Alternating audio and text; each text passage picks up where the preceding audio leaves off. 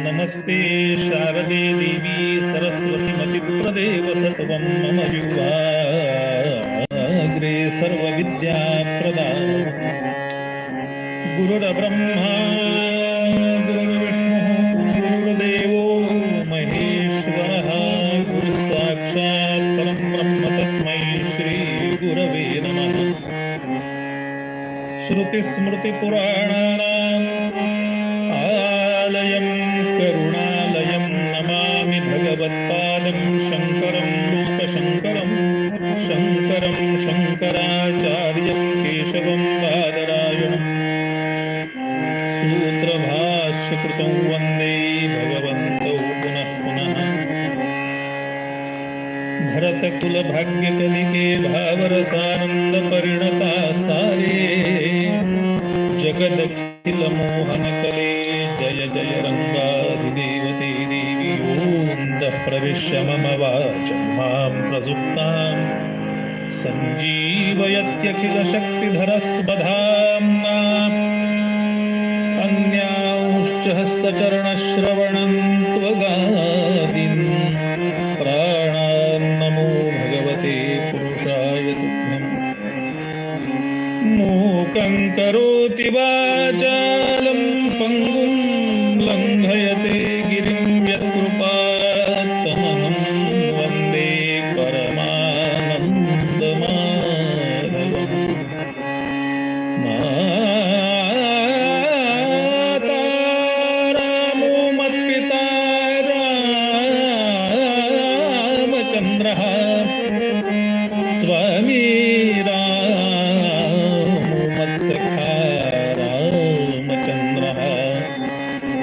सर्वस्वं मे रामचन्द्रो दयाळु।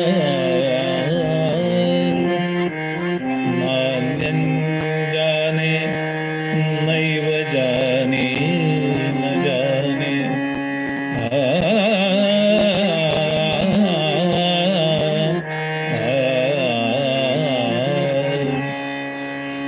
हरि जय जय राम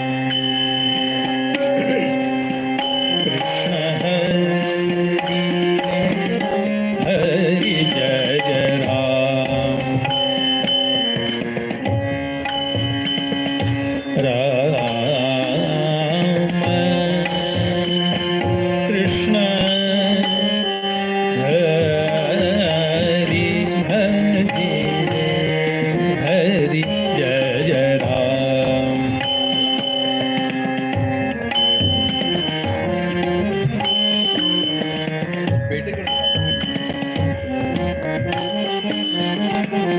राम कृष्ण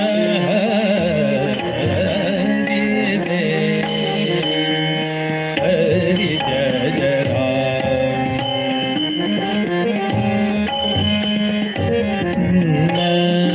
नवनिरत निरद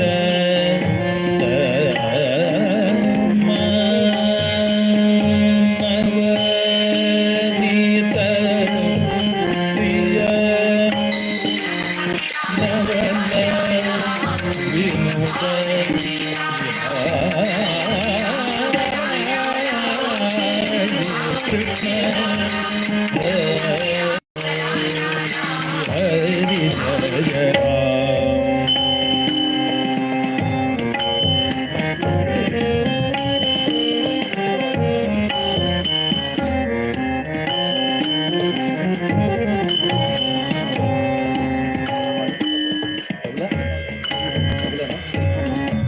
मॉनिटरला दबला पडत मॉनिटरला इकडे काहीच कळत नाही।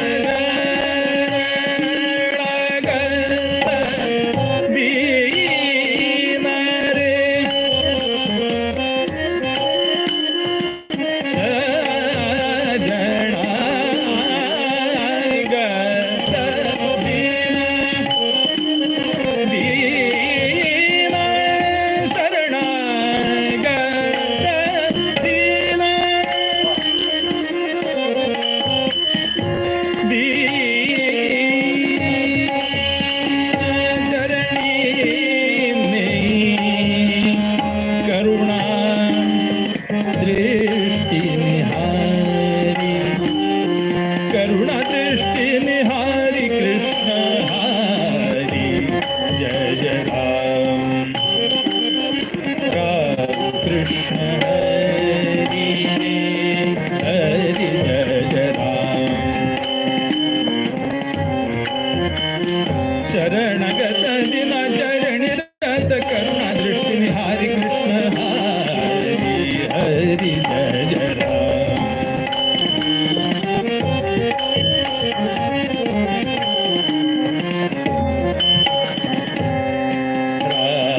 राम कृष्ण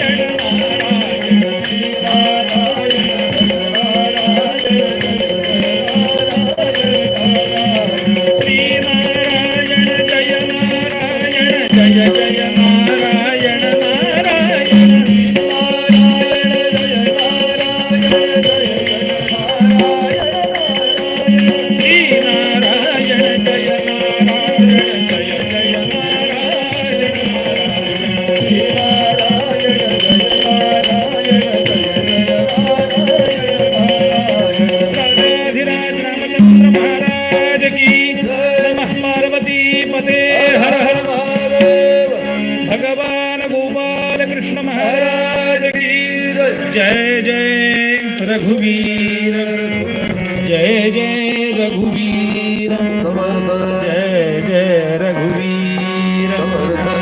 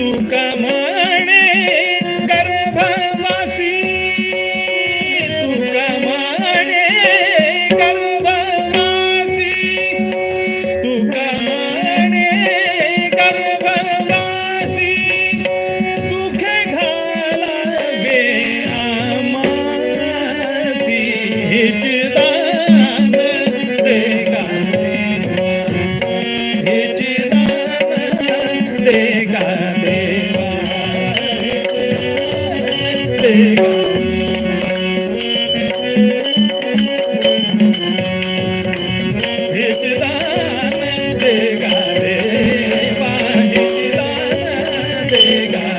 दान देगा देवा दान देगा देवा दान देगा देवा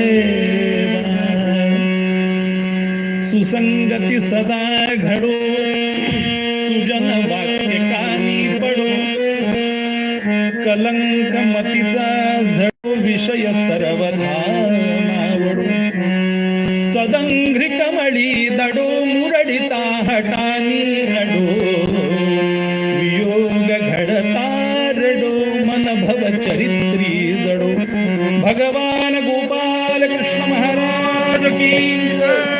जय जय रघुवीर जय जय रघुवीर जय जय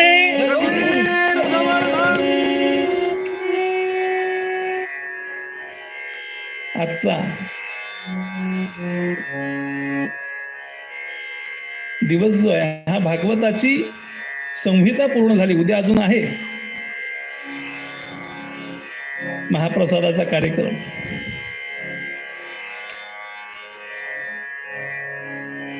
मग आजच्या दिवशी काय बोलावं?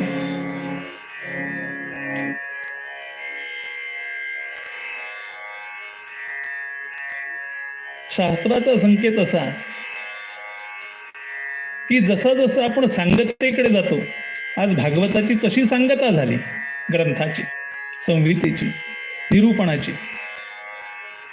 पण प्रतिपदेला अनाध्याय होऊ नये त्यामुळे म्हणजे दुसऱ्या दिवशी त्याकरता विष्णू सहस्रनाम वगैरे वगैरे आपण करतो आणि त्यानंतर प्रसाद. मग ही जी ज्यांनी ज्यांनी सेवा केली या उत्सवामध्ये, या कार्यक्रमामध्ये, या सप्ताहामध्ये, त्या सर्वांना काही ना काहीतरी मागण्याचा अधिकार भगवंताकडे आहे. काही मागू नये हे फार चांगलं.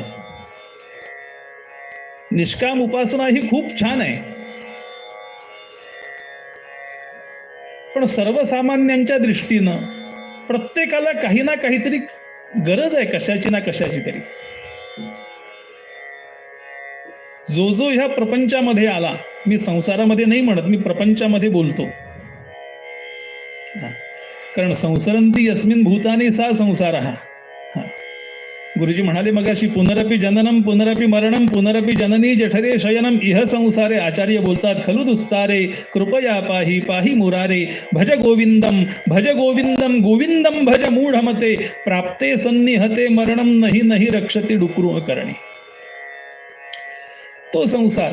पण प्रपंचामध्ये आल्यानंतर या प्रपंचरूपी चौरंगाचे 4 पाय आहेत आणि सर्वांचे 4ही पाय धडच असतील असं खात्रीनं सांगता येत नाही. कुठले कुठले पाय आहेत?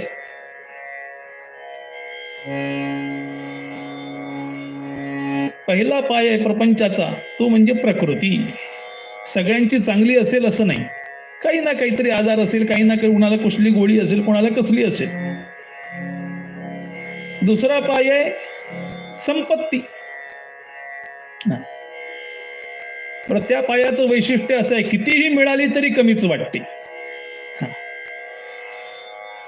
म्हणजे कीर्तन झाल्यावर आरतीमध्ये कोणी 100 रुपयाची नोट टाकली तर वाटतं 1000ची असती तर बरं झालं असतं. 1000 मिळाले की एखादं शून्य अजून वर वाढलं तर बरं होईल. प्रत्येकाची धडपड त्याच्या करता आहे. दुसरा पाय संपत्ती असा आहे. तिसरा पाय संतती. ही जी संतती आहे याच्या बाबतीत कोणाला काही काळजी असेल आणि ह्या 3ही बाजू व्यवस्थित असतील तर चौथं दंपती.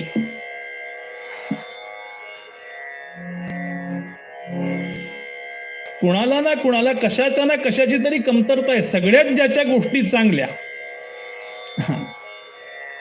असा जो कोणी ह्या प्रपंचामध्ये, ह्या संसारामध्ये आला, ज्यानं प्रपंच मांडला, त्याचे 4ही पाय उत्तम असं छाती ठोकपणे सांगता नाही येणार. कोणी सांगितलं मला कीर्तन झाल्यावर अधिकारी माणसांनी, माझं वंदन आहे त्यांना, पण जगाची रीत ही अशी आहे आणि प्रत्येकाची धडपड ह्या 4 गोष्टी मिळवण्याकरताच आहे प्रपंचामध्ये. याच्या व्यतिरिक्त कोणाला फार अध्यात्माच्या मागे लागलेले आहेत, फार अध्यात्म करायचंय असे असणारे किती आहेत? म्हणाले भगवंतांनी प्रमाण सांगितलं गीतेमध्ये, मनुष्याणाम सहस्रेषु कश्चित यतती सिद्धये यततामपि सिद्धानाम कश्चिन्माम वित्ती तत्वतः. म्हणजे हजारोतून एखादा, हजारातून नाही म्हणाले, हजारोतून एखादा असा कोणीतरी माझ्याकडेही येण्याचा प्रयत्न करणार आहे. आणि असे जे कोणी येतात, जे निष्काम भावनेने येतात, परमेश्वराच्या प्राप्तीनंच येतात, हे चांगलेच आहेत. पण सगळे या प्राप्तीने येणार असे नाहीत. भगवंतानं गीतेमध्ये या आपल्या भक्तांचे प्रकार सांगताना सांगितलं, कोणी आर्त असतील, कोणी जिज्ञासू असतील, कोणी अर्थार्थी असतील, एखादा मुमुक्षू असेल, मोक्षाच्या इच्छेनं येणारा. त्यामुळं आम्हा सर्वांना मागण्याचा अधिकार आहे आज सुप्रसन्न असलेल्या भगवंताजवळ आणि भागवताजवळ. दोन भिन्न नाहीयेत. इत्येषां वाङ्मयी मूर्ती प्रत्यक्षा वर्तते हरे हे, या नयानं भागवत आणि भगवंत एकच आहे. जाताना भगवंतानी आपलं तेज या भागवतामध्ये ठेवून दिलं. असा हा ग्रंथ ह्या भगवंताजवळ आम्हाला मागायचंय. मग काय मागायचं? आम्ही ह्या मागण्या तर मागतोच, आमच्या मागण्या ठरलेल्या आहेत. समजा उद्या प्रसन्न झाला भगवान आणि म्हणाला माग, आमच्या मागण्या काय आहेत सांगा बघूया. आज गुरुजींनी जाता जाता ओझरतं सांगितलंय. काय पाहिजे आम्हाला? एखादं घर असेल नाही पुरत, संतोष वृत्ती आमची नाही राहत. आम्हाला अजून घर असावं असं मोठं वाटतं. एक नाही 2 फ्लॅट असावे, 2 नाही 3 असावे, 1 कार नको 2 असावी. मग साधी कशाला मर्सिडीज असावी. ही आमची मागणी ठरलेली आहे भगवंताजवळ. काय मागू आम्ही? मला पाहिजे बंगलाकार मोठी,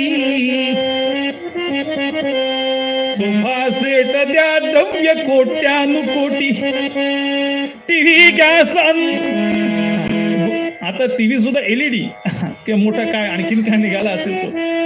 गोदरेजचे ते कपाट आणि हवे कर्मचारी, असा सर्व थाट भगवान गोपाल पाहिजे का नाही? मग गजर जोरात करायला पाहिजे. आणि थंडी लागू नये असं वाटत असेल तर रहस्य सांगू का त्याचं? गजर जोरानं करा.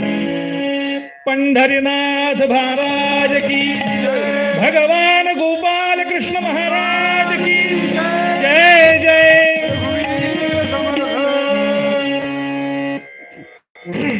आमच्या मागण्या ठरलेल्या आहेत. या मागू नये असं नाही, मागाव्यात, पण याहून काहीतरी आमची इयत्ता बदलली पाहिजे. व्याप्यानं व्यापकाकडे जायला पाहिजे, कार्यानं कारणाकडे जायला पाहिजे. कारण नित्य आहे, कार्य अनित्य आहे, हे कधीतरी आम्हाला कळलं पाहिजे. आणि याकरता या भगवंताजवळ संतांनी काही मागण्या मागून ठेवल्या. भागवताची मागणी आहे, काय व्हावं? हे सगळं ग्रंथ ऐकल्यानंतर 12 स्कंद आम्ही 18,000 श्लोक ऐकले की काय व्हावं? भवे भवे यथा भक्ती पादयोस्तव जायते, तथा कुरुष्व देवेश नाथस्त्वन्नो यतः प्रभो. नाम संकीर्तनम यस्य सर्व पाप प्रणाशनम, प्रणामो दुःख शमनः तन्नमामि हरिं परम्.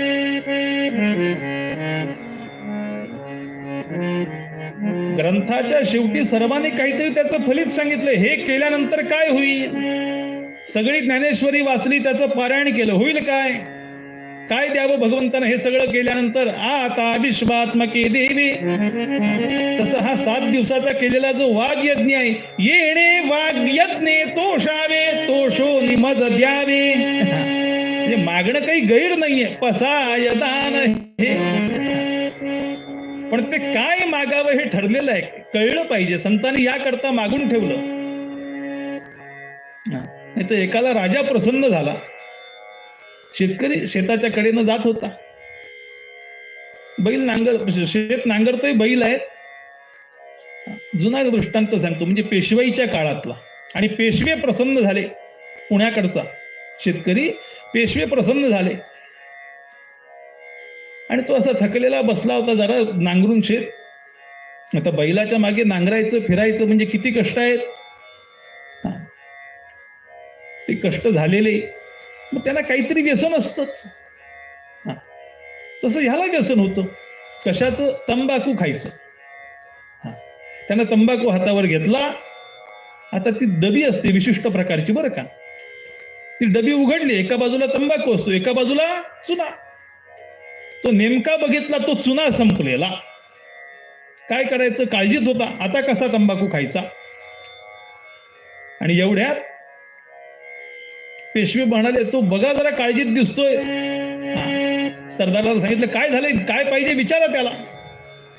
प्रसन्न कोण झाले? पेशवे. हा काय मागतो त्यांच्याजवळ? म्हणाले, जरा चुना एवढा भरून मिळाला तर बरं होईल.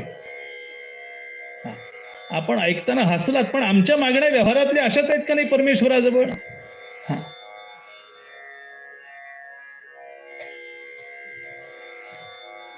आमच्या मागण्या अशाच आहेत. आम्हाला प्रपंचातल्या गोष्टी मागण्यामध्येच आनंद आहे किंवा त्याच मिळाल्या असं वाटतं. त्यानं जसं चुना मागितला तसं परमपूज्य ब्रह्मचैतन्य गोंदवलेकर महाराज म्हणायचे, मी केशर कस्तुरीचं दुकान उघडून बसलोय आणि माझ्याकडे गिराईक द्यायचं. सांगण्याचा मुद्दा असा, व्यवहारामध्ये आम्ही मागण्या मागतो. एक कवी होता चांगला शिकलेला, पण परिस्थिती देताची. असेच त्यांना पेशवे प्रसन्न झाले. रात्रीची वेळ, थंडीचे असेच दिवस, ही थंडी पडलेली, अंगात घालायला स्वेटर नाही. रात्रीच्या वेळेला असा दुकानाच्या फळीवरती झोपला होता. त्या काळचे राजे रात्रीच्या वेळेला समाज कसा आहे, त्यांना काय गरज आहे का, काय बोलतात आपल्याबद्दल हे पाहण्याकरता जात असत. तो काळ. आणि त्यांच्या लक्षात आलं, मध्यरात्रीच्या वेळेला हा झोपला आहे आणि हा चुळबुळ करतो, ह्याला झोप नीट लागलेली नाही. बरं, कसा झोपला होता? हंतरुण आणि पांघरुण एकच. म्हणजे काय म्हणाले बुवा? पोत्यात शिरला होता. पोत्यात खालचा भाग हंतरुण, वरचा भाग पांघरुण. त्यामुळे कुडकुडत होता. ते गोणपाट त्याच्यात शिरलेला. दिवाणजीला सांगितलं, त्याला काय पाहिजे विचारा, असा झोपलाय रात्रीच्या वेळेला, आपल्या राज्यामध्ये असं झोपणं बरं नाही. जा म्हणाले. आणि त्याने विचारलं, त्यानं दिवाणजीने उठून, उठा म्हणाले, इथे का झोपला, असे का झोपला, का झोपलो? तो का झोपलो हे सांगायला लागला. तो काय म्हणाला, येते सह्याद्री कन्या पतिसुत ललना यौवना माझी जेव्हा राम स्त्री नाम काना त्यजून उरत जे पीडिते भार आम्हा हस्ती हस्तेंद्र वृंदांतक मुखरी पुचे नाम पूर्वार्ध नाही या लागी क्ष्मासुतेशा अरि अनुज सखी स्वल्प ही येत नाही. प्रधानजी म्हणाले, काही कळलं नाही. कुटकाव्य म्हणतात का नाही? पोखरायचो आणि त्यातून उंदीर बाहेर काढायचा. म्हणाले, काय ते लवकर बोला. हो म्हणाले, मी जे मागणार आहे तेच का मागणार आहे, याची ही पार्श्वभूमी आहे. म्हणाले, पार्श्वभूमी एवढी लांब तर मागणं केवढं असेल. म्हणाले, काय पाहिजे सांगा तरी. ज्या अर्थी तो सह्याद्री कन्या म्हणाला त्या अर्थी महाराष्ट्रातला असावा. येते सह्याद्री कन्या. सह्याद्री पर्वतावरून निघालेली सह्याद्रीची कन्या म्हणजे कोण? नदी. येते सह्याद्री कन्या कुठे? समुद्राला भेटण्याकरता. पती सुत ललना. त्या समुद्राचा सुत कोण? 14 रत्न निघाली, त्यातला चंद्र, त्याची ललना म्हणजे बायको कोण? रात्र. पती सुत ललना यौवना माझी जेव्हा. पहिली ओळ म्हणजे काय? मध्यरात्र होते. पहिल्या ओळीचा अर्थ. मग काय होतं म्हणाले? राम स्त्री नाम काना त्यजून उरत जे पीडिते फार आम्हा. रामाची बायको कोण? सीता. त्यातला ताचा तकार काना काढून टाकला की उरतं काही सीत. मध्यरात्र होते आणि मग त्यावेळी काय होतं? आता दिवस थंडीचे, थंडी फार वाजते. त्यजून उरत जे पीडिते फार आम्हा. तुम्ही म्हणाल मग काहीतरी कांबळं घ्या, शाल घ्या. अगदीच फार वाटलं तर बुवाच्या पायाखालचं घोंगडं घ्या. तेच सांगतोय म्हणाले. हे सगळं विकत घेण्याकरता हस्ती हातामध्ये. हस्तेंद्र वृंदांतक मुखरिपुचे नाम पूर्वार्ध नाही. हस्ती हस्तेंद्र वृंदांतक मुख रिपुचे. हत्तीचा कळप, त्या कळपाचा शत्रू कोण? सिंह. तो सिंह हत्तीचा शत्रू. हस्ती हस्तेंद्र वृंदांतक मुख, त्या सिंहाचं मुख ज्याला आहे किंवा तसं त्याचा शत्रू. वृंदांतक मुख रिपुचे, त्याचा शत्रू कोण? सिंहाचं मुख ज्याला आहे तो कोण? नरसिंह. त्याचा शत्रू हिरण्यकश्यपू. त्यातलं म्हणाले पहिलं म्हणजे हिरण्य, ते नाही. नाम पूर्वार्ध नाही या लागी, म्हणून म्हणजे पैसा जवळ नाही.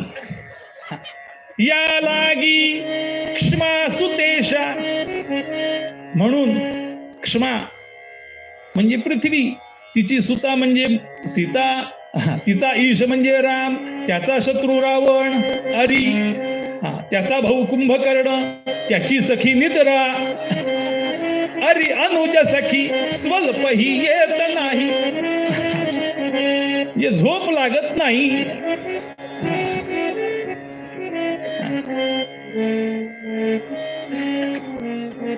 कशामुळे? थंडीमुळे. मग त्याकरता कांबळं मिळालं तर बरं होईल पांघरायला. घोंगडी मिळाली तर, कांबळं मिळालं अंगावर घ्यायला, खाली एक अंतरायला, फार चांगलं. पण हा जो प्रधानजी होता तो कमिशन खाणारा नव्हता. वरनं आलेल्या योजना सरकारकडनं सगळ्या खालापर्यंत मिळाल्या पाहिजेत अशा वृत्तीचा होता. त्यामुळं पेशवे म्हणाले, हो तो काय मागतोय ते द्या त्याला पटकन. हो म्हणा. पण याचं कल्याण करावं अशा बुद्धीनं म्हणाला. हो ना. मग म्हणाले मी सांगतो. आणि पेशव्याला सांगितलं, म्हणाले आपल्या राज्यामध्ये कांबळे नावाचं गाव आहे, ते तो इनाम मागतोय, याला कांबळे गावचा इनामदार करा. पेशव्याने सांगितलं कांबळे गावचा इनामदार. अख्खं गाव इनाम केलं तरी सुद्धा हा त्याला विचारतो, तिथं गेल्यावर मला कांबळं मिळेल ना पांघरायला? गाव द्याल, कांबळं द्याल का नाही सांगा? इनामदार आहे, आता काही कमी आहे का सांगा त्याला? आमचं असंच होतं. याकरता आजच्या पद्यकर्त्यांनी मागणं मागितलं, मला काय देशील देवा? भगवान प्रसन्न आहेत महाराजांना. आणि प्रसन्न असलेले भगवान विचारतात, बोला महाराज काय देऊ तुम्हाला? म्हणाले वास्तविक मला काही नको, पण तुला द्यायचंच असेल तर मला एक दे. म्हणाले हे चिदान दे गा देवा, तुझा विसरण भावा. तुला द्यायचं असेल ना मला तर एवढंच दे. जीवनामध्ये माणसानं दोन गोष्टी कधीही विसरायच्या नाहीत. एक म्हणजे ज्यानं आपल्यावरती थोडे जरी उपकार केले असतील ना तर ते उपकार कधीही विसरू नयेत. आणि दुसरं भगवंताचं नाम. नाम संकीर्तनम यस्य सर्व पाप प्रणाशनम, असं जे भगवंताचं नाम आहे ते नाम कधी विसरायचं नाही. ते भगवंताचं नाम, या दोन गोष्टींचा विसर पडू देऊ नकोस. आणि विसरायचं झालं तर एखादा आपल्याला चुकून बोलला असेल रागावून, कुणी एखाद्यानं थट्टा केली असेल, लगेच विसरून जावं ते मनात ठेवू नये. नाही तर तो मला असं बोलला होता, बघून घेईन माझी वेळ येईल तेव्हा. काय करायचं असा मनामध्ये इगो ठेवू?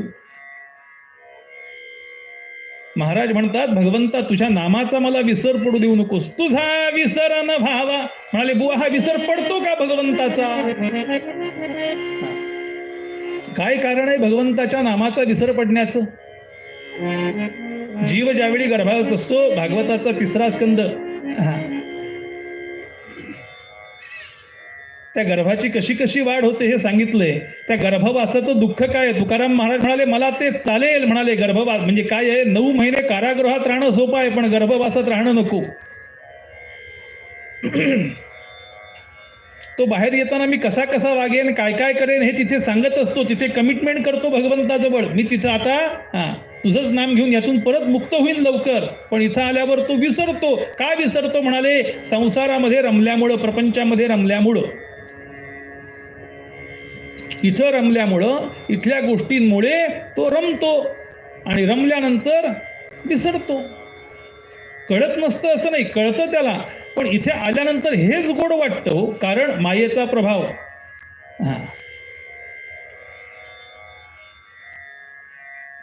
ती माया काय करते? मार्कंडेय ऋषींची कथा आपण ऐकलीत मगाशी. काय करते?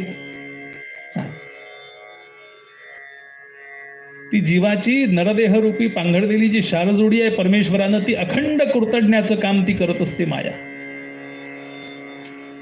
जी दिसत नाही पण असते ती माया. इमर्सन नावाचा तत्ववेत्ता सांगतो, thing is not it is in its called. त्याला म्हणतात माया. जी दिसत नाही पण आहे, यामा सा माया. ती अखंड कुरतडण्याचं काम करत असते आणि तिच्या प्रभावामुळे हा भगवंताला विसरतो आणि इथंच गुरफटून बसतो. इथल्या गोष्टींमध्ये, भौतिक गोष्टींमध्ये रममाण होतो. आणि म्हणून महाराज म्हणाले, भगवंता मला तुझा विसर पडू देऊ नकोस, मी ह्या मायेमध्ये सापडू देऊ नकोस. तुझा विसर न व्हावा. आणि हा होणार कशामुळे नाही मला तुझा विसर? याकरता माझ्या मुखामध्ये अखंड नाम असू दे आणि ते जबरदस्तीनं नको, होईल म्हणून नको. काही लोक जातात दर्शनाला भीतीनं, नाही गेलो देवळात तर देव कोपेल, देवी कोपेल, कुलाचार आहे आमचा. मी कसं जावं, कसं करावं? आम्ही जातो भगवंताकडे, आम्ही येतो भागवताला. माझ्यावरनं बोलतो बरं, सवडीनं. कधीतरी ते आवडीनं येता यावं. म्हणजे आवड नाही असं नाही, पण आता मी सवडीनं आलोय म्हणून सवडीनं सांगतो. काही कामं अगोदर घेतली होती. अंबादास भाऊनी सांगितलं होतं तू भागवत आहे, पण म्हटलं काही कामं अगोदर ठरली आहेत, आता ती कमिटमेंट आहे ती पूर्ण करायला पाहिजे. मग ती आता सवड झाली. उशिरा पोचलो का होईना, अगदीच काय नाही का असे ना, प्रसादाला तरी आलो का नाही, अध्याय राहिले शेवटचे अवतरणिका राहिली, पण प्रसाद तरी मिळेल का नाही. आणि सगळ्याचं सार प्रसादच आहे हो शेवटी. पाहे प्रसादाची वाट. असं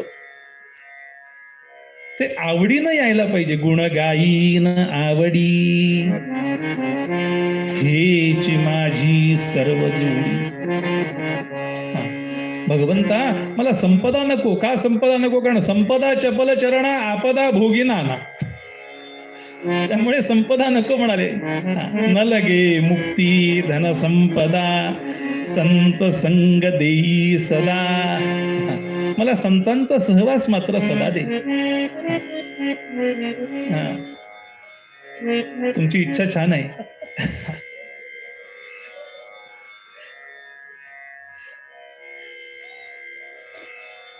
आणि त्या इच्छेकरताच मी चालच ती ठेवली, अभंगाची मूळ. पुन्हा म्हणून मध्यंतरामध्ये तीच सांगायचा मुद्दा असा की संतांचा सहवास मागतात. असं काय आहे सत्संगामध्ये? सत्संग हा अमोघ आहे. नारद भक्तिसूत्रामध्ये देवऋषी नारद म्हणतात, काय असं सत्संगामध्ये आहे? आचार्य बोलतात सत्संगत्वे. बुवानी सांगितलंय त्यामुळे मी ते सांगत नाही आता. निसंगत्वम निसंगत्वे. निसंग होतो मनुष्य, संघाचा परिणाम आहे. पण देवर्षी म्हणाले वास्तविक कसं आहे माहितीये का? माणसानं संग करूच नाही.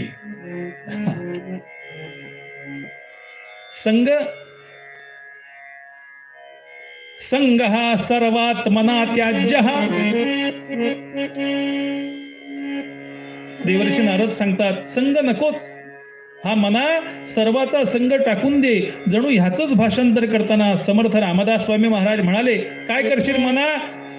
एकाकी न रमते. मनाला एकटं राहता येत नाही. एकटं मन राहू शकत नाही. त्याला काही ना काहीतरी चाळा लागतो.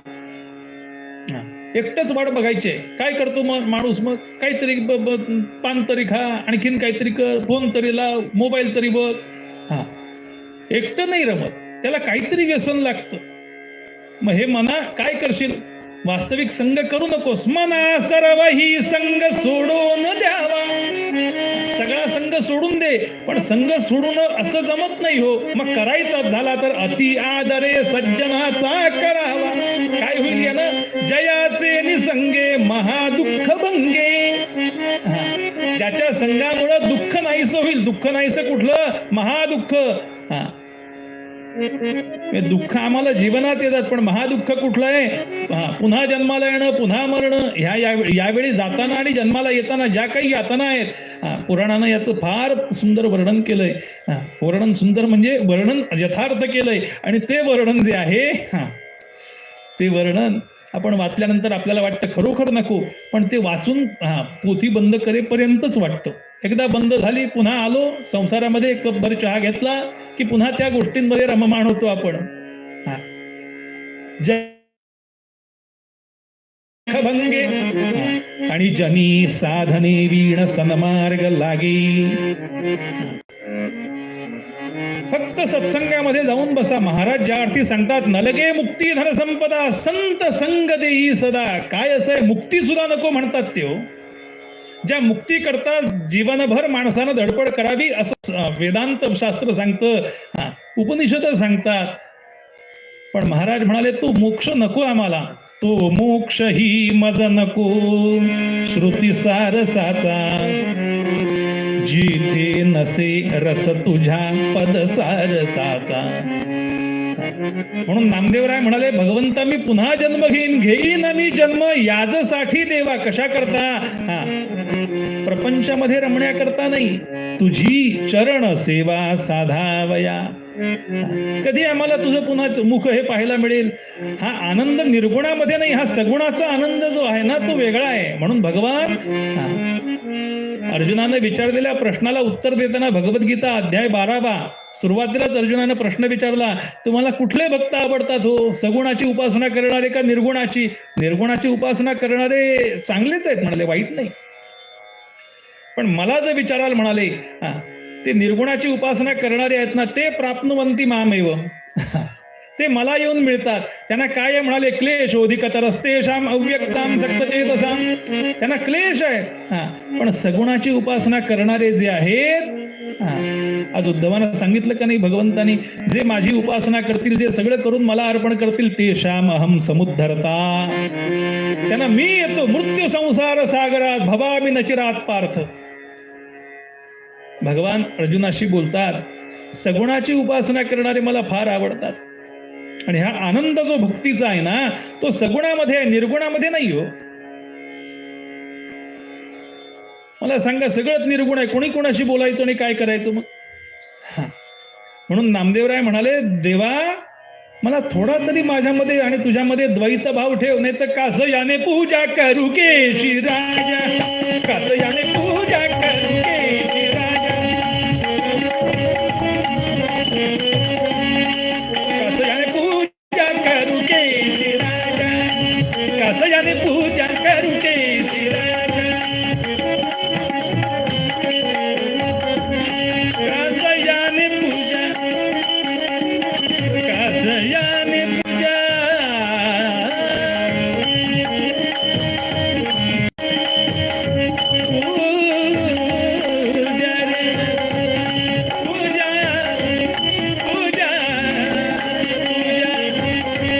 करू केशी राजा. कसयाने पूजा करू केशी कसयाने पूजा करू केशी राजा. करू केशी राजा. करू केशी राजा. भाव तो निराळा नाही तुझ्या. म्हणून पूजा करता का होईना थोडस द्वैत ठेव. थोडस द्वैत ठेव म्हणाले पूजा करण्याकरता. तू देव मी भक्त ऐसे करी. अद्वैत वेदांत फार छान आहे, पण तरी सुद्धा संतांनी भक्तरथा कल्पितम द्वैतम, भक्ती करता द्वैतच चांगलं आहे म्हणाले, तिथे अद्वैत नाही उपयोगाचं. भक्ती जर करायची आहे तर द्वैतच पाहिजे. अद्वैतामपि सुंदरम, पण भक्त्यर्था कल्पितम द्वैतम. म्हणून संतांच्या संगतीचा परिणामाचा विचार करताना संत काय करतात? आम्हाला मोक्ष नको म्हणतात तुकाराम महाराज. कशा करता म्हणताय?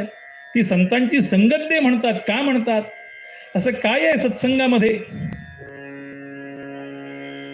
आमचे मोरोपंत सुद्धा केकावलीमध्ये म्हणाले, आपण सुरुवातीला केकावली पाहिली, सूत्र म्हणून आपण बोलण्याकरता ती घेतली. सुसंगती सदा घडू, सुजन वाक्य कानी पडू. आम्हाला संगत चांगल्याची घडू दे रे भगवंता. काय होईल त्यानं? कलंक मतीचा झडो, विषय सर्वथा नावडू. नावडू सदंग्री कमळी दडो, मुरडिता हटाली अडो. वियोग करता रडो, मन भव चरित्री जडो. पंढरीनाथ महाराज की. सुसंगती आम्हाला घडू दे आणि सदा घडू दे. काय होईल म्हणाले? भल्याच्या संगाने. चांगल्याची संगत केली तर काय होतं? वामन पंडित बोलतात आता. भल्याच्या संगाने अवगुण तोही गुण दिसे, आणि खलाच्या संगाने सगुण तरीही तो लोपत असे. जसे खारे पाणी पिऊन घनते गोड करीती, आणि दुग्धा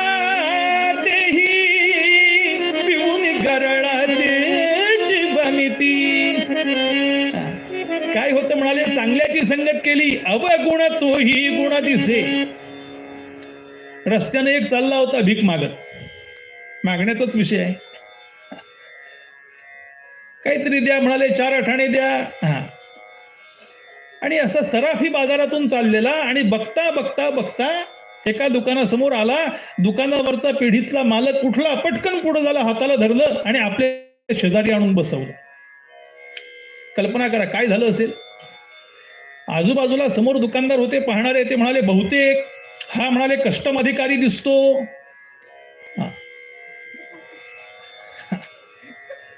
किंवा ईडीचा तरी माणूस असावा. दुसरं म्हणाले तसं नाही, म्हणाले ह्याच्या झोळीमध्ये बहुतेक सोन्याची बिस्किटं असणार आहेत. याला खायचं बिस्किट मिळत नव्हतं पार्ल्याचं. सोन्याची बिस्किटं कुठनं मिळणार? पण कशामुळे ही श्रीमंती चिकटली किंवा नसलेली प्रतिष्ठा का मिळाली? क्षणभर त्या पिढीवाल्या मालकाची झालेली संगत. ते कोण होते? बालपणीचे मित्र होते. त्यानं बोलावलं, त्याला म्हणाले तुझी अशी अवस्था का झाली? सांगितलं त्यानं, काय जे बोलणं त्यांचं झालं ते झालं. ते आपल्याला आता काही रंगवायची गरज नाही. मला सांगायचा मुद्दा असा. बरं, मी थोडंसं हलकं फुलकं बोलतो. कारण 7 दिवस तुम्ही पंचपक्वान्न जेवलाय. 5 कशाला 7, रोज एक एक पक्वान्नच आहे हो. त्यात दादांचं कीर्तन, त्यांचं सांगणं पुन्हा आणखीन वेगळं. आमचे केदार आहे आठवले, त्यांचं कीर्तन, त्यांचं गायन. मग एवढं सगळं जड जड जड जेवल्यानंतर अशा रात्रीच्या वेळेला जेवण व्हायचं अजून आहे, आणि तुम्ही बसलेले माझ्या समोर आहात. मग काय बोलावं सांगा? थोडं हलकं फुलकं असावं हो. म्हणून सगळं जेवण झाल्यानंतर आपण काय पितो बघा, ताक पितो किंवा काय ताक भात खातो, तसं हा माझा ताक भात समजा. म्हणजे केलेलं एवढं जड जेवण आहे ते पचतं. म्हणून बहुतेक अंबादास भाऊनी मला सांगितलं, बुवा तुम्ही शेवटी या, सगळं झाल्यावर. लवकर यायला जमत नाही ना, मग शेवटी तरी या. असतो. क्षणभर झाली त्या चांगल्याची संगत, परिणाम काय झाला? त्याला नसलेली प्रतिष्ठा किंवा नसलेली श्रीमंती चिकटली. पण खलाच्या संगाने, पण दुष्टाची संगत केली तर सगुण तरीही तो लोपता असे. त्या गुणाच्या मागे 6 उपसर्ग लागला, पण तो लोपला का? संगत नको त्याची झाली. लोकांवरनं नाही बोलत मी, माझ्यावरनच बोलतो. पुण्याला माझं कीर्तन होतं आणि तुळशीबागेमध्ये तुम्हाला सांगतो ही गर्दी असते, गाडी लावायला जागा नसते कुठं. संध्याकाळची वेळ, गाडी लावता येत नाही. बाजीराव रोडला मी एका ठिकाणी अशी गाडी पार्क केली आणि गेलो कीर्तनाला. चप्पल घालून गेलो होतो, थोडं चालायचं होतं म्हणून. कीर्तन झालं, आलो बाहेर, आलो बघतो तर चप्पल गायब बुवाची. आता काय करायचं? चप्पल गेली. माझ्या मापाची कुठे दिसते का बघितली, कुठेच दिसेना. मग आता करायचं काय म्हटलं, आता जाऊ असंच. आधी म्हटलं चप्पल घेऊ. आणि नवीन चप्पल घेण्याकरता दुकानात गेलो. दुकान जरा बाजूला होत. चप्पल घेतली. तो म्हणाला बुवा खोका. म्हटलं खोका असू दे दे. खोका घेतला, तो पिशवीत घातला. ती प्लॅस्टिकची पिशवी घेऊन असं आलो, गाडीवरती ठेवली, गाडी सुरू केली आणि चप्पल घातलेली नवीन आणि गाडी बाहेर काढली. एवढ्यात एक जण नेहमीचा भेटला श्रोता मला म्हणाले, बुवा तुम्ही सुद्धा का? म्हटलं तुम्ही सुद्धा म्हणजे काय? हा खोका घेऊन कुठं चालला? म्हणजे तुम्हाला सवय आहे का? म्हटलं काय सांगतं, कसलं काय? मी मग मागे बघितलं, आजूबाजूला काय झालं. मागे पाटी होती सरकार मान्य. मी दुकान गाडी बघितलं, पार्क करताना बघितलं नव्हतं काय आहे ते मागे. क्षणभर बुवाला त्या पाटीची संगत झाली.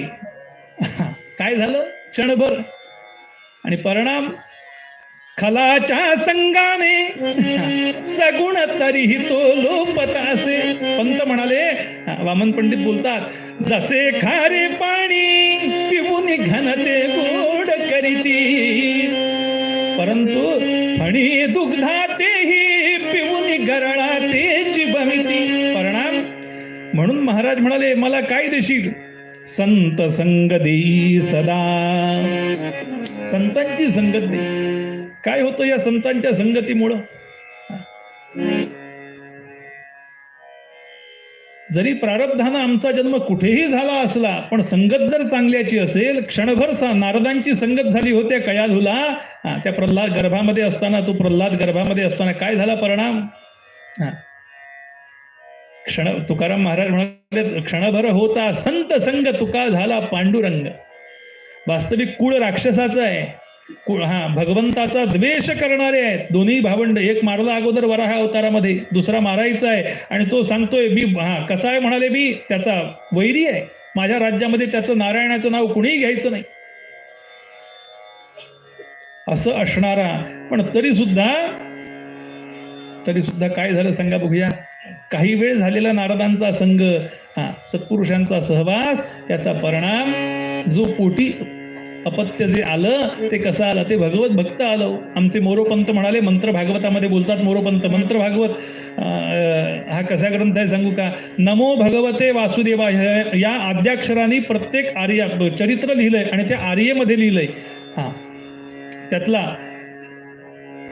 कोण आहे म्हणाले? न वरून सुरू होणारी न मो.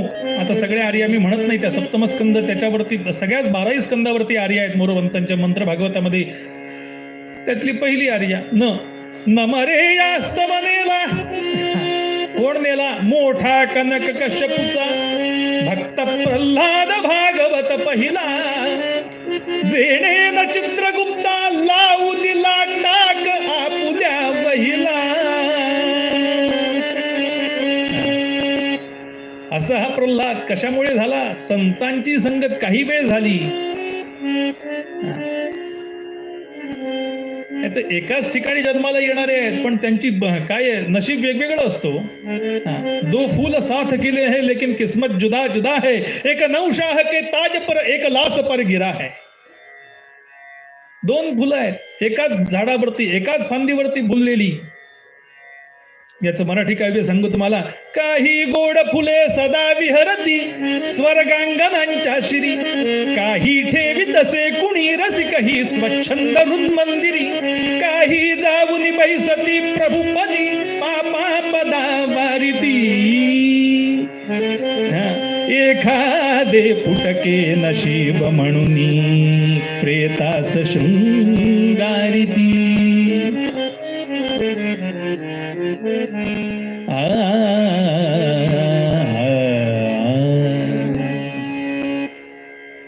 एखादं नशीब त्याचं आहे. काही फुलं कशी आहेत? ती सुंदर सुंदर फुलं केसामध्ये माळण्याकरता असतात, त्याच झाडाची फुलं. एखादं फुल कसं आहे? ते असं म्हणतात, भारताचे पहिले पंतप्रधान त्यांच्या कोटाच्या खिशाला काय लागायचं? गुलाबाचं फुल लागायचं. आणि गुलाब भगवंतांना फार आवडतो, पण ज्यांना ज्यांना गुलाब आवडतो त्यांना भगवान म्हणायचं नाही बरं.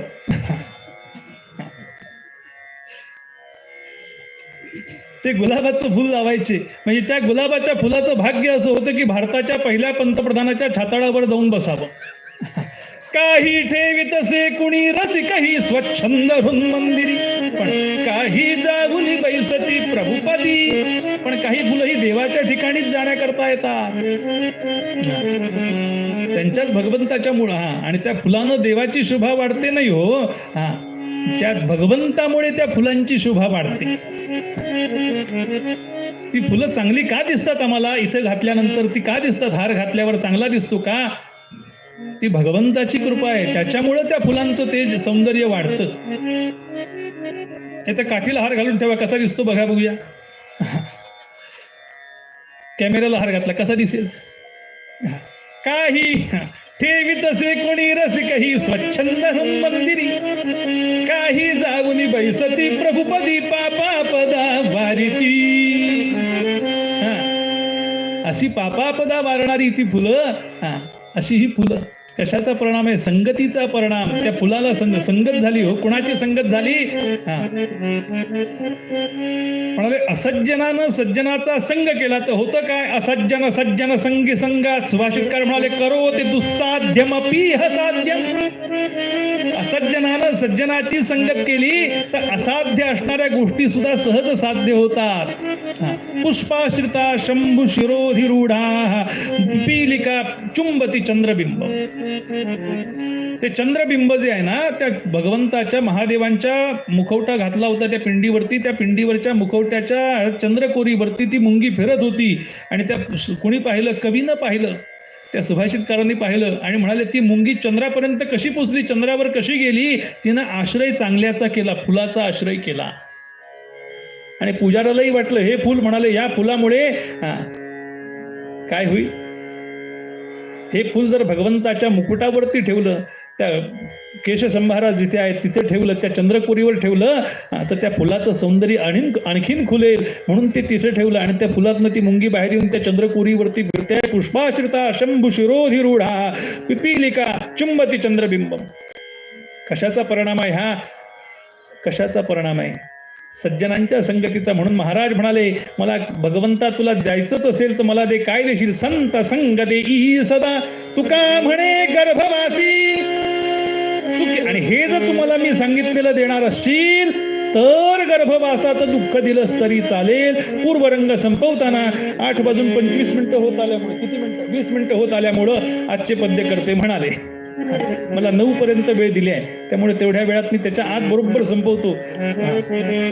म्हणजे महाराजांचा अधिकार असा होता, महाराजांच्या कीर्तनाकरता भंडारा थांबत होता, पण मी भंडाऱ्याकरता कीर्तन थांबवणार आहे.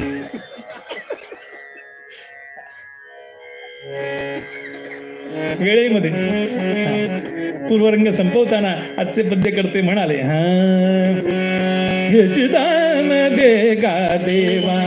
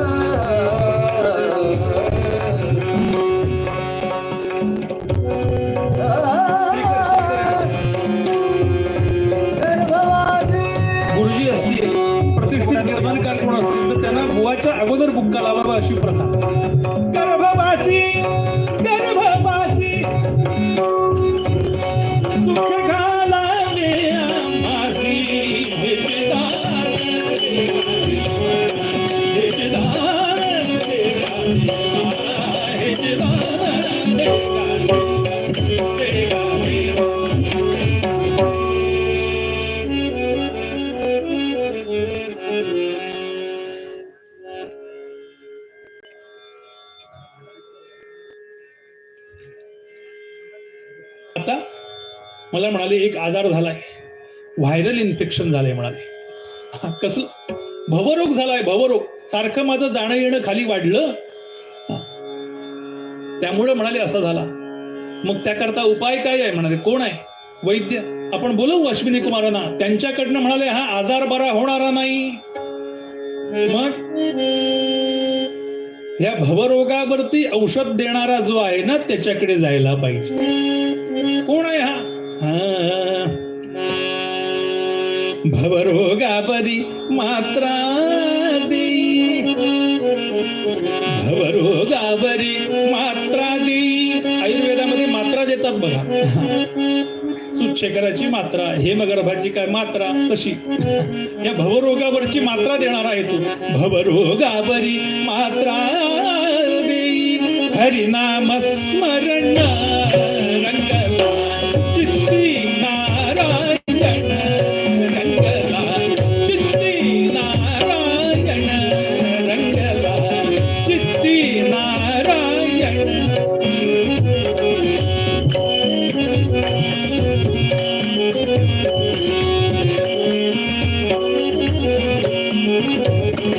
तोच हरिला मम व्याधी प्रिये गे, तोच हरिला मम व्याधी प्रिये गे,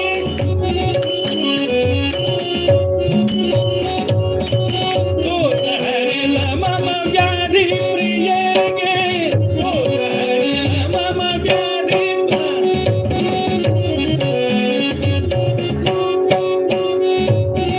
तोच हरिला मम व्याधी प्रिये गे, कोणीही अंजन लावया, आतुरले मम मन लावया, आतुरले मम मन लावया, आतुरले मम मन.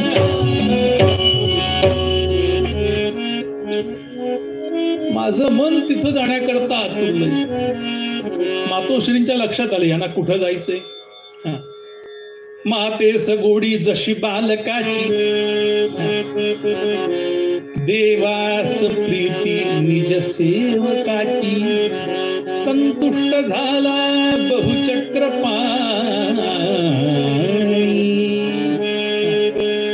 नाथा गृही सेवुनी बाहु पाणी. आणि भगवान निघाले. कसे निघाले? भगवंतानं वेश बदलला, नारायणानं वेषांतर केलं. जुन्या काळचे नारायण जे होते ना ते पक्षांतर करत नव्हते, ते वेषांतर करायचे. सध्याचे नारायण पक्षांतर करतात. आज या पक्षात उद्या त्या पक्षात. आमच्या तिकडलं सांगतो, इकडे नाही ते. आता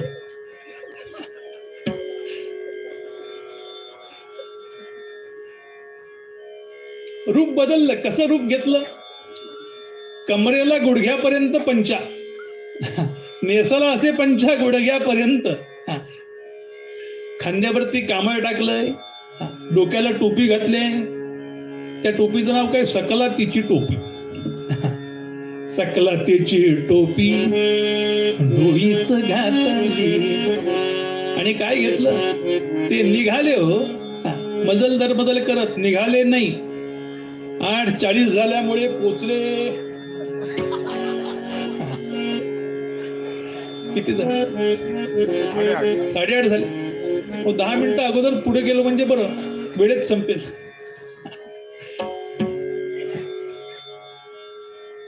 पोचले. कुठं पोचले? गोदावरीच्या अलीकडल्या काठावरती आहे. आणि अलीकडच्या काठावरनं पलीकडे पोहत पोहत गेले. आणि प्रत्येक गावाच्या बाहेर असा एक कट्टा असतो, त्याच्यावर कसलीशी चौकड बसलेली असते. त्याला चंडाळ असं मी कशाला म्हणू? कट्टा कुठला? कुटाळ कट्टा. पिंपळाचा पार, त्याच्यावर बसलेली ही सगळी टोळकं.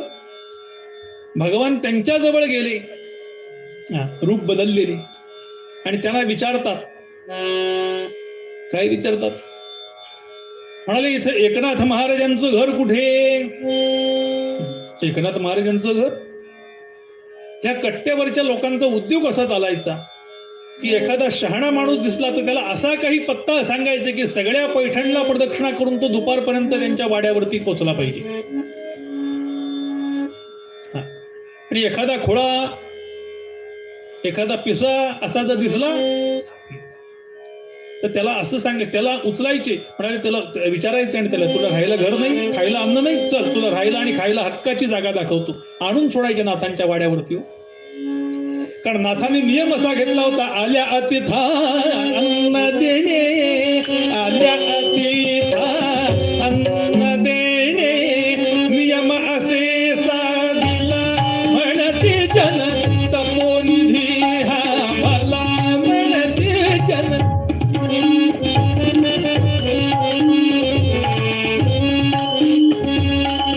धन्य धन्य ती गोदावरी नदी,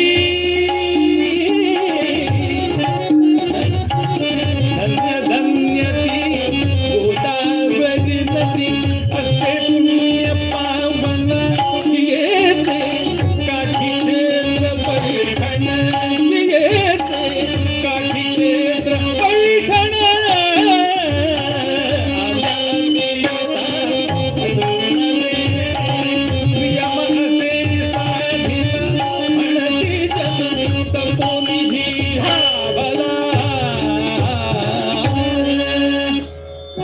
यांनी नियम असा केला होता आणि ते नियम केल्यामुळं त्यांना कष्ट व्हायचे आणि ते होणारे कष्ट यातून थोडा तरी तो उतराई व्हावा. आपण इतकी भक्तीचं ऋण माझ्यावरती झालंय असा विचार केला भगवंतानं, त्यांच्या ऋणातून उतराई व्हावं. असं कधी आपल्याबद्दल वाटेल का भगवंताला याचा विचार आपण करावा, याकरता ही चरित्र ऐकायची.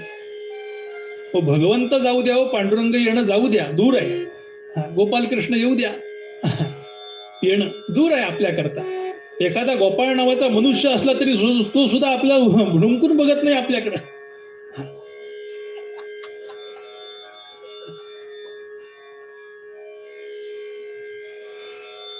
पण त्यांचा अधिकार वेगळा होता की भगवंताला यावं असं वाटलं त्यांच्याकडे. का संतांचा सहवास व मिळावा ही भावना आहे भगवंताची. भगवान आले आणि ह्यांना विचारतात पत्ता, म्हणाले नाथरायांचं घर कुठे, नाथ महाराजांचं घर कुठे. याने असा काही पत्ता सांगितला आणि असं काही तोंड केलं. म्हणाले इथे या गावात म्हणाले 10-12 एकनाथ निघतील. 10-12 म्हणाले काही नाव वगैरे सांगाल का नाही, आडनाव, नुसतं नाव सांगून काय उपयोग. म्हणाले एकनाथ पंत कुलकर्णी. कुलकर्णी ही त्यांच्याकडे परंपरेनं आलेली पद होतं. त्या पदाप्रमाणे त्यांचं आडनाव कुलकर्णी लावतात, काही गोसावी लावतात तिकडे, मूळ आडनाव गोसावी. ते एकनाथ पंत म्हणाले असे तर 5-6 निघतीलच निघतील. काहीतरी वर्णन करणार, कसे दिसतात.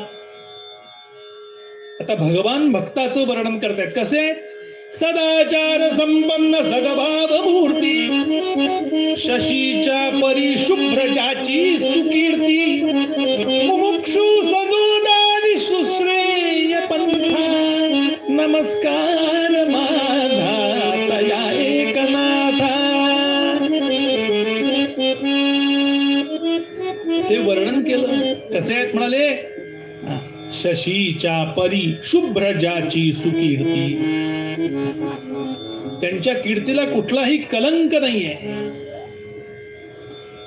आणि कसे सदाचार संपन्न सद्भाव मूर्ती. हे वर्णन ऐकलं आणि ह्यांच्या लक्षात आलं ह्यांना कोणाकडे जायचं आणि असा पत्ता सांगितला. इथून म्हणाले सरळ जा, त्यानंतर तिथे 3 रस्ते दिसतील, त्या 3ऱ्या रस्त्यानं जायचं. म्हणले पहिला डावीकडला सोडायचा, मधला सोडायचा, उजव्या रस्त्यानं जायचं. पुढे गेल्यानंतर म्हणाले एक वळण लागेल, त्या वळणावरती एक आंब्याचं झाड आहे, वळणावर आंब्याचे झाड एक ते वाकलेलं झाड आहे. तिथून म्हणाले परत वळायचं डावीकडं आणि तिकडनं पुन्हा 2 रस्ते निघतील, त्यातला डावीकडचा रस्ता घ्यायचा आणि पुन्हा पुढे जायचं. पुन्हा उजवीकडे वळण लागेल, तिकडनं यायचं आणि तिकडनं आल्यानंतर काय वळणं कळतात का बघा. भगवान तसे फिरले आणि म्हणले शेवटी घर दिसेल ना ते तुमच्या खोड्या ऐकायचं जा. भगवान आले आणि विचार करतात. आणि नाथराय माध्यान्नाची वेळ आहे, भगवंताची पूजा करतायत. 11:30 11:30 झाले आणि ह्या वेळेला पूजा चालू आहे भगवंताची. ध्यान केलंय. कस्तुरी तिलकम ललाट पटले वक्षस्थले कौस्तुभम नासाग्रे वरमौक्तिकं करतले वेणुकरे कंकणम् सर्वांगे हरिचंदनं सुललितं कंठे च मुक्तावली गोपस्त्री परिवेष्टितो विजयते गोपाल चूडामणी. ध्यान करताय आणि ध्यान झालं, पण नेहमी ध्यान केल्यानंतर ती मूर्ती समोर यावी, प्रसन्न वाटावं चित्ताला आज वाटत नव्हतं. असं का होतंय? कारण ज्याचं ध्यान करतात तो समोर नव्हता, तो मागे होता. आणि भगवान विचार करतात हाक कशी मारावी.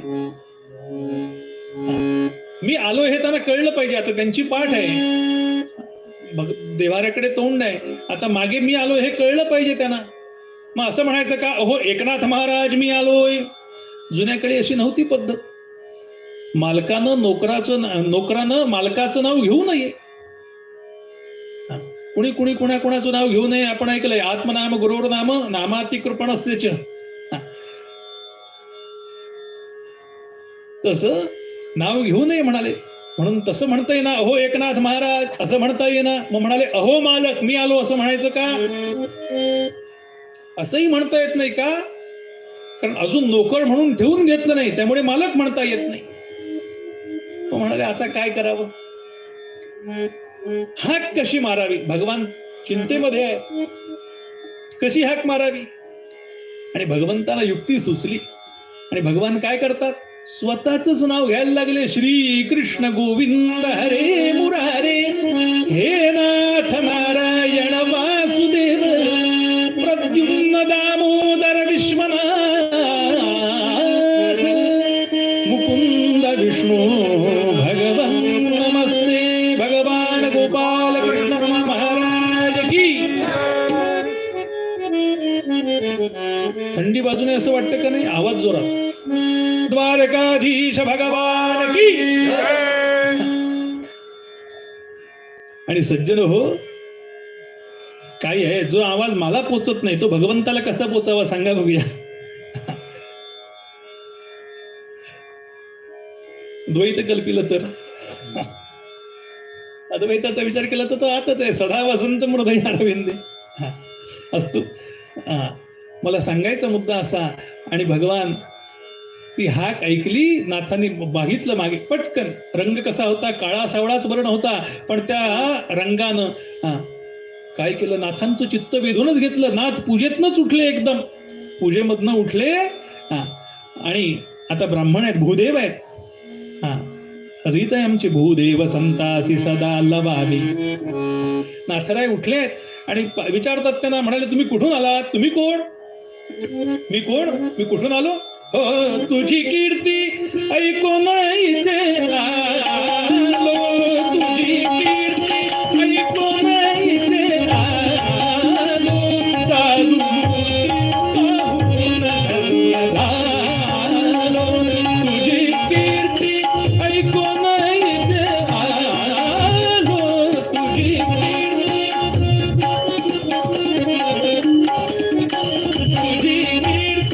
ऐकून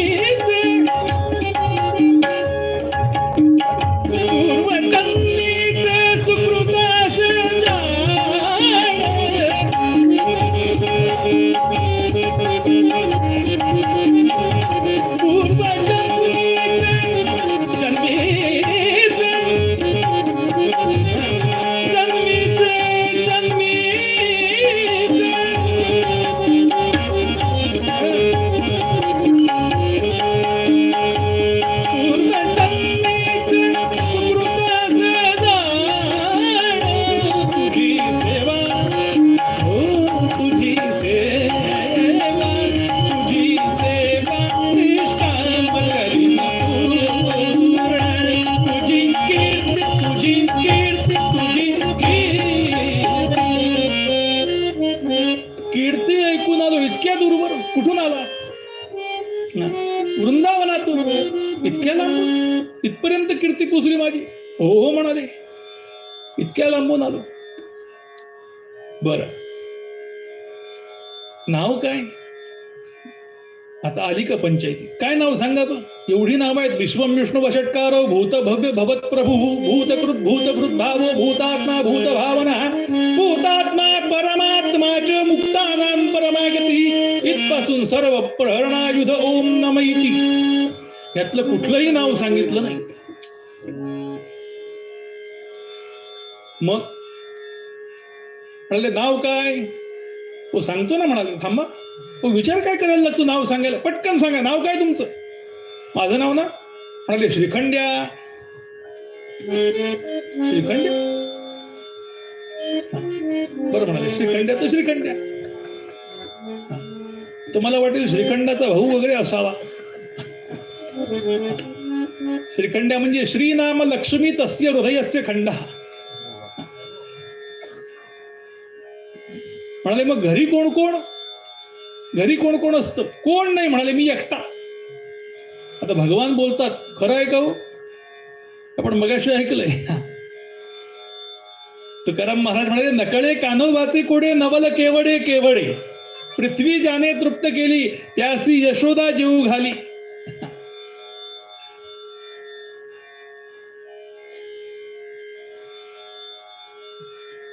असा हा भगवान.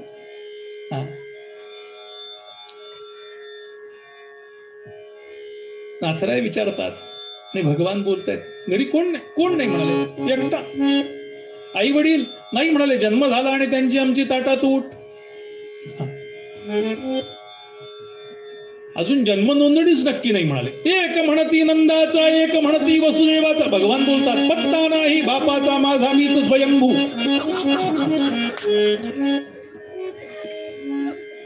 बरं, म्हणजे आई वडील नाही.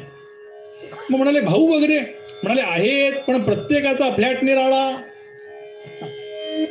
आहे. पण तसे आम्ही तिघं म्हणाले, पण प्रत्येकाचा फ्लॅट निराळा, वेगवेगळे राहतात. बरं म्हणाले, मग लग्न वगैरे झालंय का? वर्ण रुक्मिणी मातोश्री ऐकतायत ना, लक्ष्मी मातोश्री बघतायत, काय बोलतायत? लग्न झालंय? म्हणले झालंय, पण फार चंचल. चंचल एका ठिकाणी राहतच नाही. भगवान बोलतात, कुठल्या न्यायानं बोलतात सांगा बघूया? लक्ष्मी स्थिरान भवती. लक्ष्मी स्थिर राहते का कुठे एकत्र? एका ठिकाणी राहत नाही. ती काय काय घेऊन आली? काय आहे ती? समुद्रातून निघाली ना, आपण पाहिलं का नाही समुद्र मंथन? त्यात ती रत्न निघाली 14. आता लग्नाचा मौसम आहे सध्या, आपण मंगलाष्टकाही म्हणतो, लक्ष्मी कौस्तुभ. हा क्रम भागवतामध्ये नाही बरं, हा मंगलाष्टकातला क्रम आहे.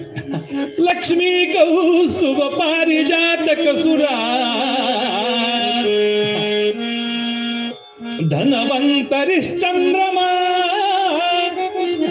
गाव कामदुधा सुरेश्वर गजो, रंभादि देवांगना, अश्वसप्तमुखो विषम हरिधनु, शंखामृतौ चांबुधौ.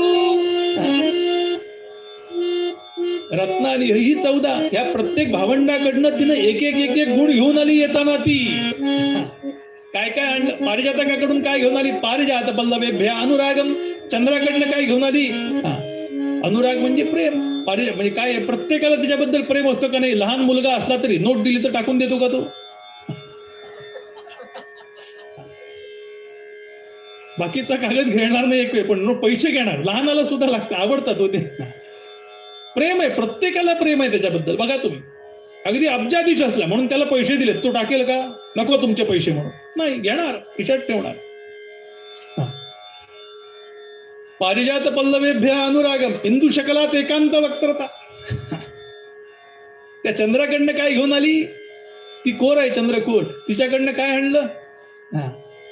ते बघा, त्यांचे ज्यांच्याजवळ पैसे असतात ना, ते असे जरा भोवी बाकडी करूनच बघतात प्रत्येकाकडे. ऐरावताकडनं काय घेऊन आली? ऐरावतम मदम. ज्याच्याजवळ पैसा आहे तो मस्तीत असतो, मद आहे. लक्ष्मी मदस्तु मूर्खाणा महादेहात अनुवर्तते. ऐरावत मदम उच्चैश्रवा चंचलता. उच्चैश्रवाकडनं काय घेऊन आली? चंचलता घेऊन आली. असं असे सगळे आहेत. पण सगळंच आज मी सांगितलं तर मला पुन्हा कोण बोलवेल सांगा? 14 मी आत्ताच सांगून टाकले. अशी 108 गुण आहेत ती घेऊन आली त्या लक्ष्मीचे. गुण म्हणा किंवा आणि काय म्हणा, वानगी दाखल मी तुम्हाला 4-5 सांगितले. कालकुटाकडनं काय घेऊन आली? कालकुटात मोहन शक्ती ही असतो. ती म्हणते मला चंचल म्हणताय, पण नाव सांगताना म्हणाले बरोबर आहे, खंड्याच्या अगोदर श्री लावलं का नाही म्हणाले. म्हणेनात काय चंचल. आणि भगवान नाथांना सांगतात मी इथे राहायला आलोय, मला काही काम सांगा, तुम्ही सांगाल ते करेन. नाही मला गरजच आहे म्हणाले, पण मला काही, तुम्हाला काय पगार देऊ सांगा. काय देऊ? भगवान पगार बोलतात, मागणं मागतात बरं का. काय द्या? नाथरायांना सांगतात काय द्या. मला द्या म्हणाले. काय? मागणे मागणे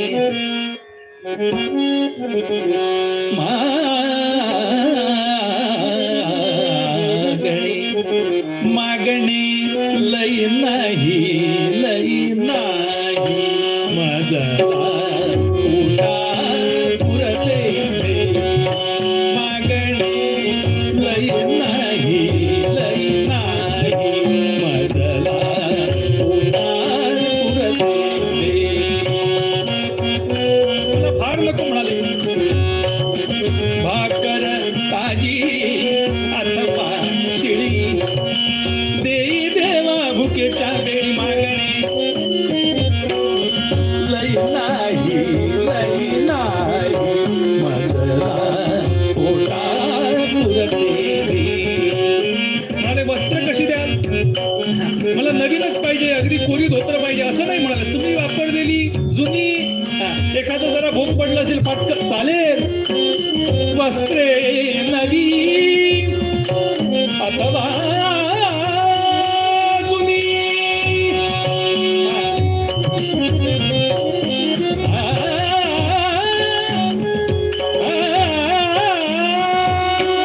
वस्त्रे नवी अथवा जुनी देवा भरून. मागणे लई नाही लई नाही माझला पोटा पुरते. माझला पोटा पुरते. मागणे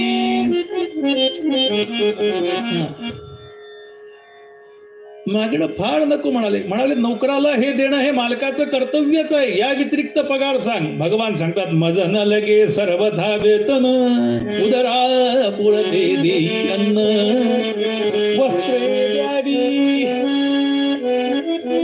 जीर्ण जीर्ण सेवा करीन निषेधनी.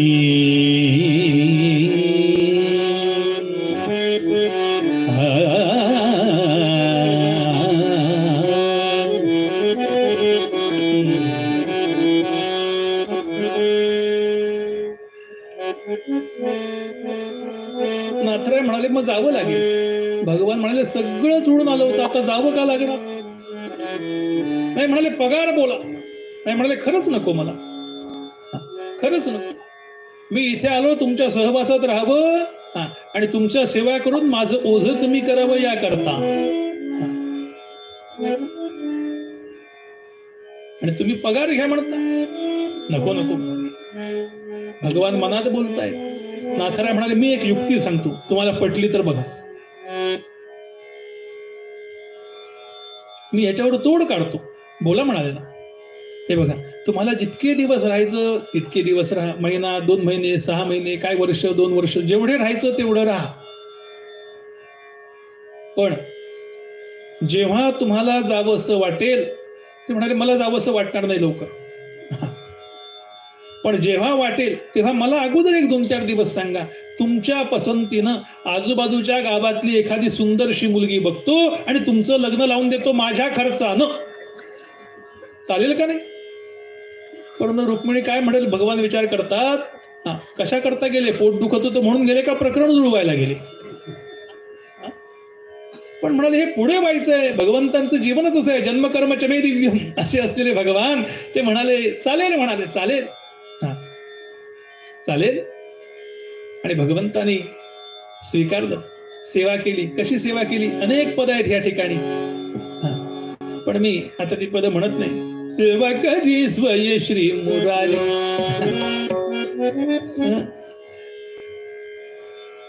पण ही काय जी सेवा केली ही आमच्या पंतांनी एका आर्यात सांगितली. श्री एकनाथ सदनी, श्री एकनाथ सदनी माधवजी सर्व काम हे करीतो, स्वकरे चंदन घासी गंगेचे पाणी कावडी भरितो.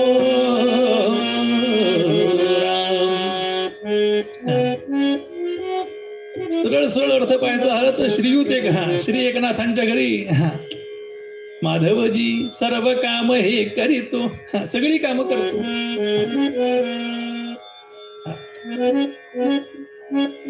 पण कोण आहे? पंतांनी मुद्दाम ही विशेषण वापरले, तिथे नावं ठेवते. काय तिथे नाम का वापरलं त्यांनी? हे नुसतं नाव नाही, हे माधव आहे. मा नाम लक्ष्मी तस्य धव हा माधव, असा हा जो माधव आहे हा काय करतो? म्हणाले सर्व काम हे करीतो. आणि त्याचं एक नाव विष्णू सहस्रनामामध्ये सर्व काम आहे. हा सर्व काम करणारा, हा सर्व काम हे करीतो. काय करतो? स्वकरे चंदन घासी गंगेचे पाणी कावडी भरितो.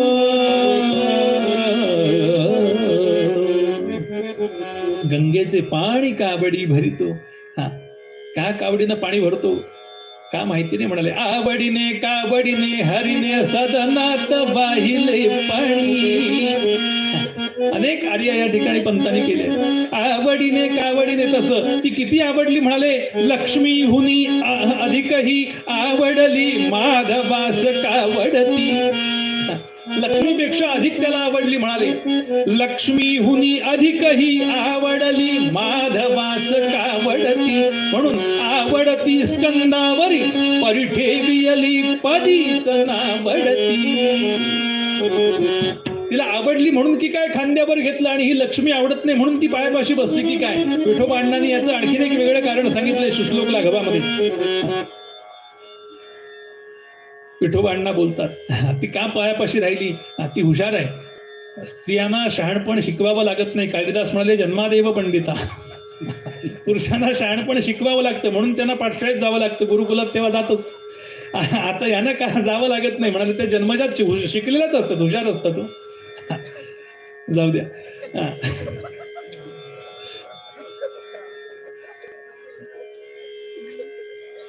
यांनी सांगितलं किती म्हणाले आवडली लक्ष्मीला, अशी किती आवडली म्हणाले लक्ष्मीपेक्षा ती कावड खांद्यावर घेतली हो.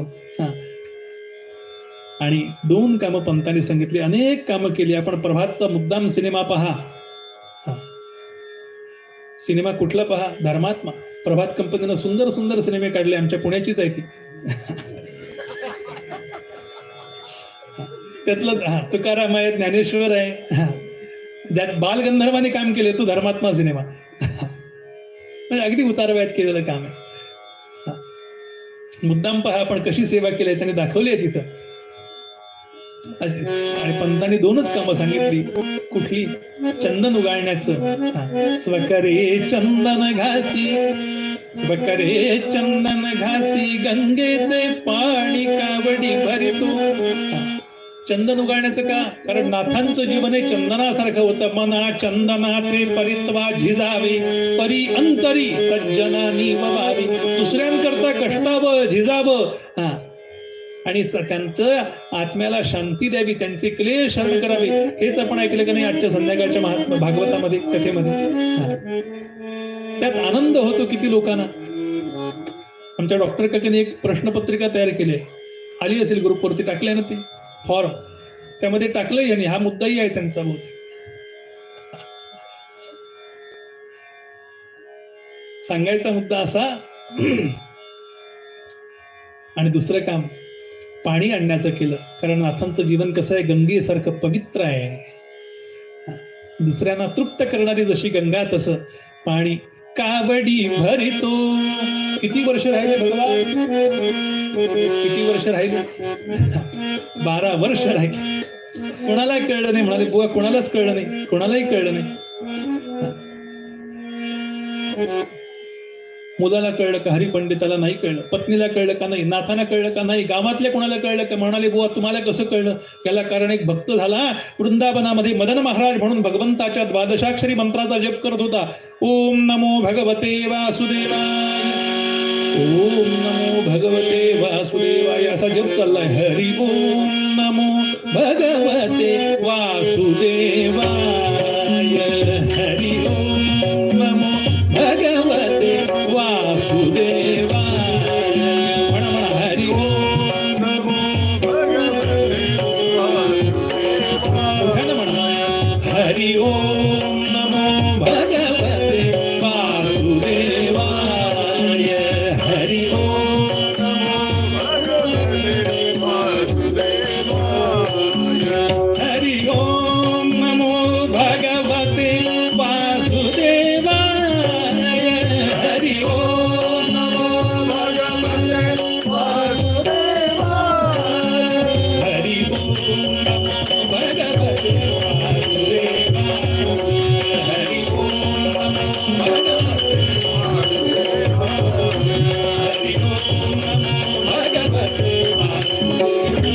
जग चाललेला 12 वर्ष केला पण भगवान दिसले नाही, प्रसन्न झाले नाही. दृष्टांत नाही, स्वप्नात सुद्धा आले नाही. स्वप्न पडतात की नाही काही लोकांना, त्या स्वप्नात सुद्धा ते आले नाही.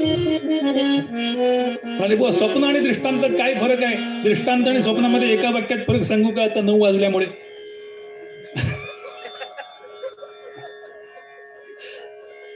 माझं कीर्तन 6:15 सुरू झालंय बरं का. मला केदार बुवा म्हणाले, आम्ही अनुभवी येतात ते, त्यांनी सांगितलं, म्हणाले बुवा सुरू झाल्यापासून 2 तास.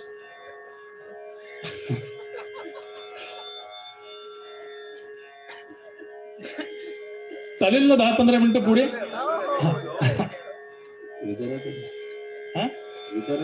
विचारायचं नाही, विचारून करायचं. सांगून करावं, बरोबर आहे. विचारलं म्हणजे दोष सगळा आपल्याकडे येत नाही.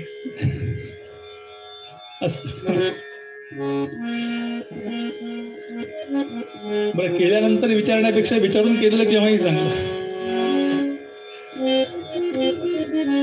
विचारलं याने. स्वप्न आणि दृष्टांत काय? स्वप्नात फरक काय? म्हणाले स्वप्न नेहमी पडतात पण कधीही खरी होत नाहीत, त्यांना स्वप्न म्हणतात. ती नेहमी पडतात. आणि दृष्टांत म्हणजे उपासकानं साधकानं केलेली जी साधना आहे, त्या साधनेच्या बळावरती ती देवता त्याला काही मार्गदर्शन करते. त्याला दृष्टांत असं म्हणतात. याला दृष्टांत नाही, स्वप्न नाही. शेवटी ह्याने ठरवलं 12 वर्ष उपासना केली, जप केला, सतत जप करतोय, पण यानं भगवंत भेटत नाही, काहीच होत नाही. मग आता काय करायचं? इथं प्राणच द्यायचा म्हणा. प्राण देणार. आणि अशा वेळेला माझं बसव लक्ष्मी मातोश्रींनी सांगितलं, अरे म्हणाले ज्यांची भक्ती करतोस ते इथं आहेत. कुठं आहेत? ते म्हणाले आहेत पैठणला, जा. आणि हा मजल दर मजल करत पैठणला येऊन पोचला. आणि तो आज हा पाणक्या श्रीखंड्या आज नाथांच्या वाड्यावरती याची लगबग सुरू आहे. नाथराय म्हणाले ह्याला एवढी काय गडबड झाली? 12 वर्ष ह्यानं मनापासून सेवा केली, आज एवढं सकाळी 7 वाजले तर ह्यानं जेवणाचं पाणी चुलीवरती आधण ठेवले, पाणी आणतोय, पटपट पटपट करतो. हे सगळी एवढी कामं पटापट का करतो? बहुतेक ह्याला आज घरी जायचं असणार आहे, लवकर संध्याकाळी कामं संपवून सगळी, म्हणून हा अशी गडबड करतोय. पण ह्याला म्हणाले मी तेव्हा अडकवतो, जाताना बघा म्हणाले कसा अडकवतो. का? वचन आहे त्यानं दिलेलं, मला लग्न करून देणार. तिथे मुलगी बघूनच ठेवली आहेत मी, म्हणाले 10-12 मुली, यातली कुठली त्याला आवडेल ती देणार. नाथराय मनामध्ये बोलतात आणि ह्याची गडबड सुरू आहे. आणि एवढ्यामध्ये हा पाणी आणण्याकरता गेलेला गोदावरीवरती, आणि पलीकडनं तो ब्राह्मण येताना बघितला. आणि ह्यानं काय केलं?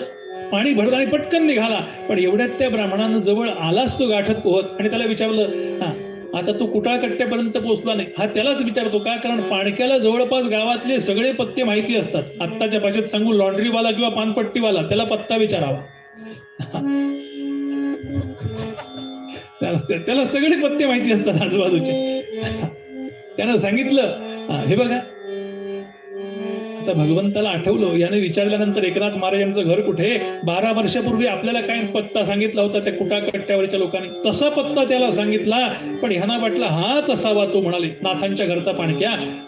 आणि म्हणून हा मदन महाराज त्याच्या मागणं जातोय. पण एका वळणावरती असे भगवान गुप्त झाले, व तो योग्याना सुद्धा भेटला नाही. तो योग्याना भेटला नाही, तो आम्हाला भेटावा का.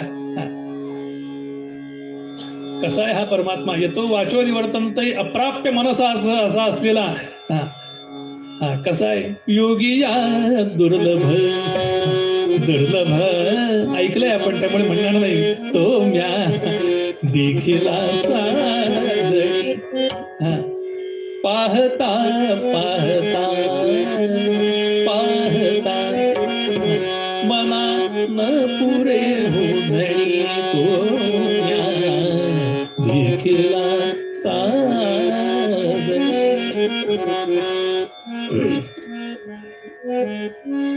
हा योग्यानाही सापडलेला नाही. आणि ह्यानं दुःख झाला आणि ह्यानं सांगितलेल्या पत्त्याप्रमाणे हा दुपारच्या वेळेला अंगणामध्ये येऊन पोचला. आणि काय बघितलं, नाथरायाने तो ब्राह्मण आलेला बघितला. आणि अंगणी अंगणी बघून ब्राह्मणा, अंगणी बघून ब्राह्मणा, हर्ष बहुमना एकनाथासी एकनाथासी, चाहला चामुनी नमन करितो त्यासी. अंगणी अंगणी बघून ब्राह्मणा, हर्ष बहुमना एकनाथासी एकनाथासी, चाहला चामुनी नमन करितो त्यासी. मग आणविले झणी शीतल शीतल बारी, मग आणविले झणी शीतल शीतल बारी, मग चरणांच्या लुनी पंथिते श्रमवारी. तापसी पाहतो कुठे दिसे ना तिथे, श्रीखंड्या नयनी श्रीखंड्या नयनी, तुझ वाचून सारी विफल होय ही करणी, तुझ वाचून सारी विफल होय ही करणी, तुझ वाचून सारी विफल होय ही करणी. अंगणी बघून ब्राह्मणा, हर्ष बहुमना एकनाथासी एकनाथासी, चाहला चामुनी नमन करितो त्यासी, चाहला चामुनी नमन करितो त्यासी. नमस्कार केला, वंदन करताय आणि त्यांना बसायला पाठ दिला चंदनाचा. उन्हातून आले. आता नाथा श्रीमंत आहे तो. चंदनाचा पाठ दिला. चांदीच्या तांब्या भांड्यातून स्वच्छ असं वाळा घातलेलं गार पाणी आणून समोर ठेवलं. उन्हाळ्याचे दिवस, दुपारचं ऊन लागलेलं. आता थंडी असली तरी सुद्धा दुपारी ऊन लागतं का नाही, घाम येतो, उकडतो. आता स्वेटर घालून बसलाय, पण दुपारी काढून असतात का नाही सगळे, तसंच आहे.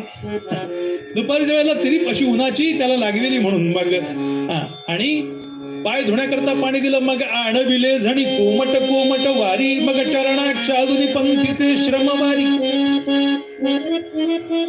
कोमट कोमट पाण्यानं पाय धुतले. आणि त्याला विचारतात काय पाहिजे, कशाला आलात, कुठून आलात. चौकशी करतात, आदरानं बोलतात ब्राह्मणाशी. नाथराय त्यांना सगळं सांगितलं आणि म्हणाला तुमच्याकडे एक पाणक्या रूपानं कोणीतरी आहे, आलाय. कोण आहे, आहे का, आहे म्हणाले. कोण आहे, वृंदावनातून आलेला आहे का. हो आलाय, तिकडनंच आलाय म्हणाला. तुम्ही कुठून आलात. मी तिकडनं आलो. मग त्याच्या गावचे का. त्याच्या गावचं नाही हो, पण मी तिथनं आलोय. आहे का, बोलवा त्याला म्हणाले. जरा बोलवा बघू. हाक मारतात, श्रीखंड्या श्रीखंड्या. एरवी हाकेचा आकार हवेत विरण्यापूर्वी येणारा, पण आज 3-4 हाका मारल्या तरी आलाच नाही. आलाच नाही. का नाही रे आलास. हा सांगतोय नाथराय तो साधा पाणका नव्हता हो, कुणी आलेला नव्हता वृंदावनातून. तो प्रत्यक्ष त्रैलोक्य श्रीमंत भगवान द्वारकाधीश तुमच्या घरी पाणक्या म्हणून राबत होता. तुम्हाला नाही कळलं, तुम्हाला नाही कळलं. नाथराय म्हणतात, असं काय केलंस रे, असं काय केलंस? तरी नाथराय म्हणाले, तरी मी विचार करतो, हा केव्हाही कुठेही गेलो तरी माझ्या समोर यायचा. असं काय यायचा, काय यायचा, काय यायचा असा? माधवा कपट कसे केले, माधवा कपट कसे केले, माधवा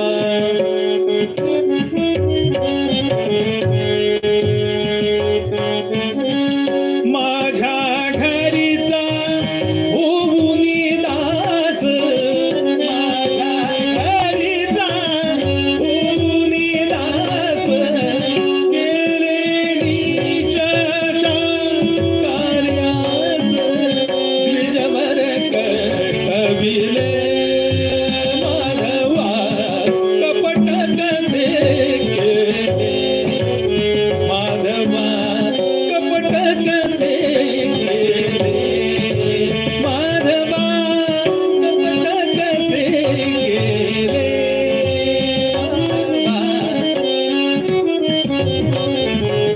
असं काय केलंस रे माधव? माझ्या घरचा दास झाला,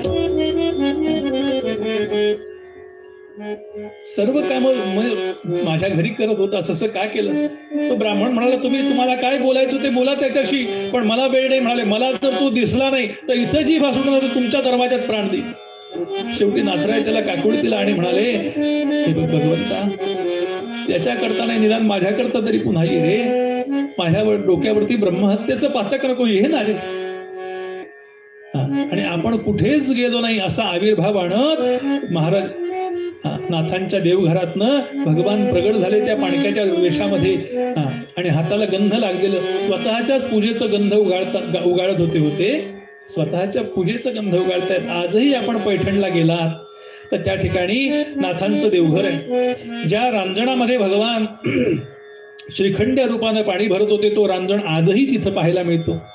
ज्या सहाणेवरती गंध उगाळत होते नाथ, साधारणतः 14व्या-15व्या शतकातले आहेत, तिथे त्यावेळेचे नाथ आहेत, तेव्हापासूनची सहाण अजून आहे बरं तिथं. ती आजही देवघरामध्ये तिथं आतमध्ये ठेवलेली आहे. ती सहाण आहे. ज्या मूर्तीची पूजा करत होते ती मूर्तीही आहे. आणि आजही नाथ षष्टीला, फाल्गुन वद्य षष्टीला त्या ठिकाणी उत्सव होतो. आणि त्या उत्सवामध्ये जो कोणी रांजणामध्ये पाणी आणून ज्या दिवशी तो रांजण भरेल षष्टीच्या दिवशी, त्याची भगवान समजून पूजा केली जाते. आजही त्या ठिकाणी भगवान आले. आपण कुठेच गेलो नव्हतो. नाथराय म्हणाले, असं काय केलं तू, असं काय केलं? भगवान म्हणाले, मला तुमचा संग हवा होता, तुमच्या सेवेतून मला उतराई व्हायचं होतं. आता काय पाहिजे बोला, तुम्हाला काय पाहिजे ते सांगा. ते मदन महाराज म्हणाले, मला द्यायचंच आहे तुम्हाला, मला द्यायचंच आहे. मग एकच द्या. नाथराय म्हणाले, मलाही तुम्हाला द्यायचं आहे ना, इथे माझ्याकरता आलात ना तुम्ही, मग काय द्याल? भैरवीचे स्वर छेडत 9:10 झाल्यामुळे आजचे पद्य करते म्हणाले, गाडी नीचे की स्टेशन की ओर नहीं रुकेगी लेकिन पहुंचेगी जरूर. भैरवीचे स्वर चढत आमचे पद्य करते तुकाराम महाराज म्हणाले, या ठिकाणी मी कीर्तनाची सेवा केली. 2 उत्तम साथीदार लाभले. आणि श्रोते म्हणून माझं भाग्य असं की दादा केळकर, आदरणीय नानाजी, आणि तुम्ही श्रोते सगळे काकू आहेत. तुम्ही श्रोते जगदीश मूर्ती, तेथे माझी व्युत्पत्ती किती बुद्धिहीन अल्पमती, तरी सुद्धा मी सलगी करण्याचा प्रयत्न केला. तेव्हा यद रोचते तद ग्राह्यम, यद न रोचते तत् सर्वथैव त्याज्यम. या न्यायानं जे आवडलं असेल ते घ्या. जे आवडलं ते गुरुजींच्या कृपेनं आणि भागवताच्या कृपेनं, भगवंताच्या कृपेनं, तुमच्या सर्वांच्या आशीर्वादानं ते आलेलं आहे. आणि जे आवडलं नाही, तुम्हाला असं वाटलं ना की बुवा इथे असं बोलायला नको होता, ते सगळं माझं आहे, हे लक्षात ठेवा बरं. यदत्रम सौष्ठवम किंचित तत्र गुरोरेव मे नाही, आणि यदत्र असौष्ठवम किंचित तत्र मे एव गुरोर नाही. ते माझं आहे, हे लक्षात ठेवा. त्यात गुरुजींचा काही दोष नाही. असो, भैरवी म्हणायची. आणि हे 2 माझे साथीदार आहेत, इकडे केदार आठवले आणि इकडे आगारकर. आघारकर तबल्याला आहे. हे दोन साथीदार आहेत माझे. हा म्हणजे हार्मोनियम, त म्हणजे तबला. हे दोघे नसतील तर मध्ये मकरंद बुवा तबला. त्यामुळे हे दोन हात आहेत बुवांचे बरं का. त्यांनाही धन्यवाद द्यायचा. तुम्हा सर्वांना धन्यवाद. केलेली सेवा भागवताच्या तुमच्या सर्वांच्या चरणी रुजू करायची, भगवंताच्या चरणी रुजू करायची आणि भैरवी म्हणायची.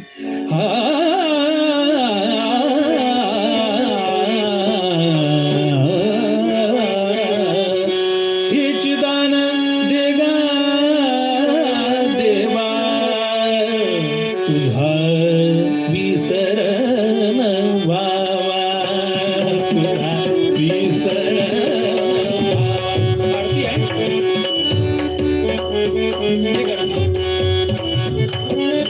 तुका म्हणे गर्भवासी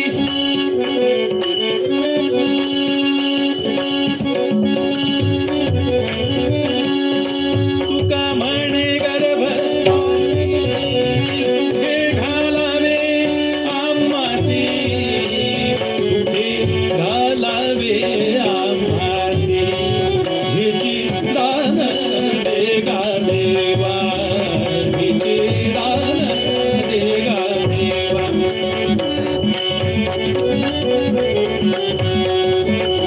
हिची दान देगा देवा, देगा देवा, देगा देवा. आरती करूया.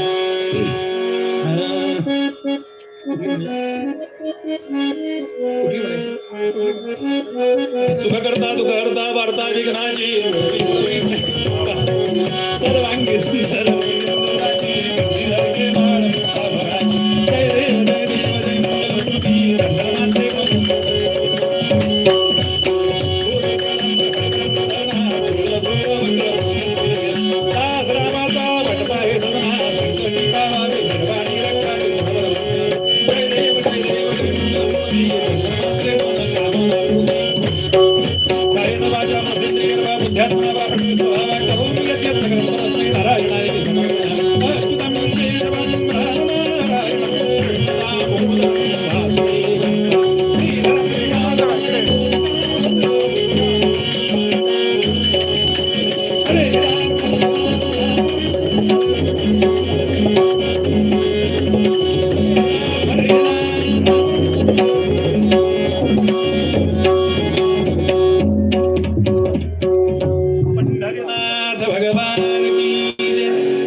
मंगलमूर्ती मोरया उपासनेला पुढे चालवावे. भूदेव संतासी सदा लवावे, सत्कर्मयोगे वय घालवावे. सर्वमुखी मंगल बोलवावे. जय जय रघुवीर. पळ पळ पळत आहे सर्व आयुष्य माझे, वसून उदरी माते जाहलो पूर्ण ओझे. कधी न करीत सेवा मी तुझी रे अनंता, विषयी विरत तुझी आहे सत्राता. जय जय रघुवीर समर्थ भगवान